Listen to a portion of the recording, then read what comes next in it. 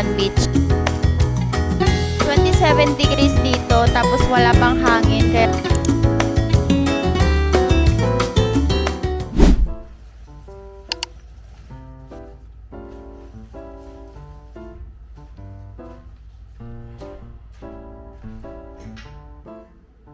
dyan yung banya doon.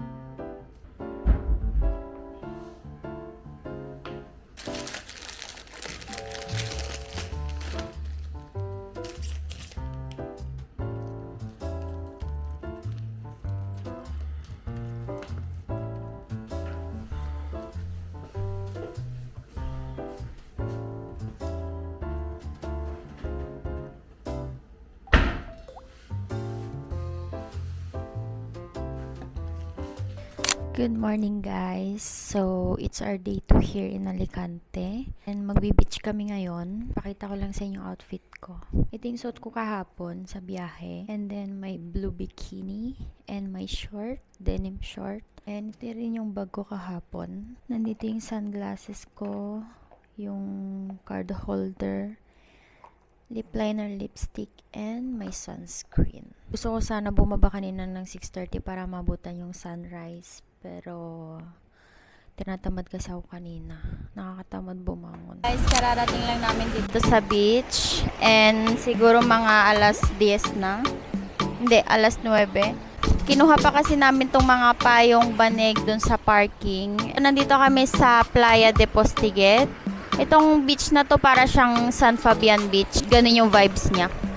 27 degrees dito, tapos wala pang hangin, kaya sobrang init. Sana malamig yung tubig para presko.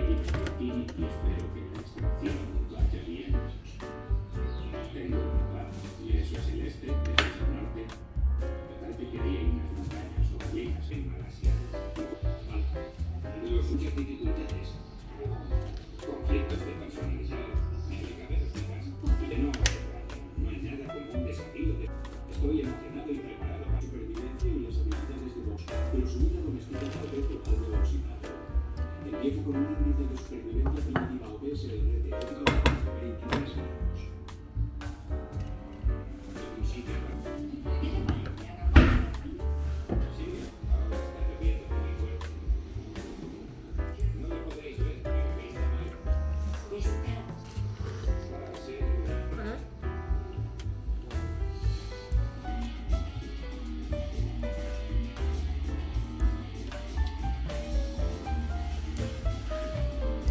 May premyo sila doon?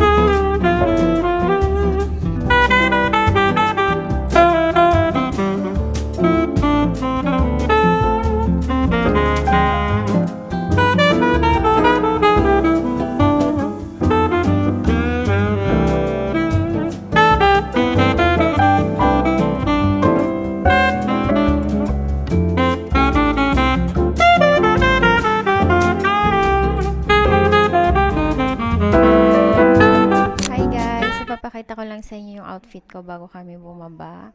Yung top na to from Tizenis. Itong skirt na to from Oysho. And this bag from Tizenis. Back detail.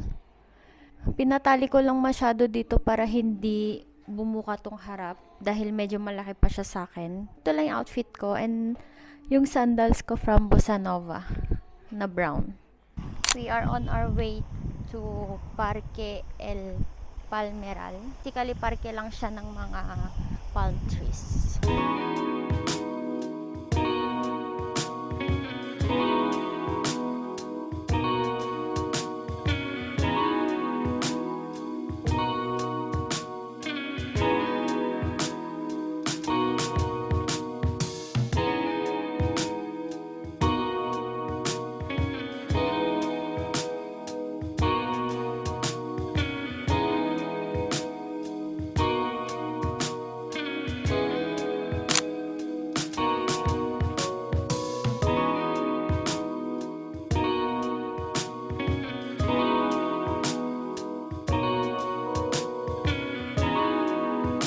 Pupunta kami ngayon sa Castillo de Santa Barbara. Naglalakad kami dito sa isang tunnel papunta sa ascensor, paakyat sa Castillo. Nagbayad kami ng €2.70 para sa ascensor dahil ayaw namin lakarin dahil sobrang init.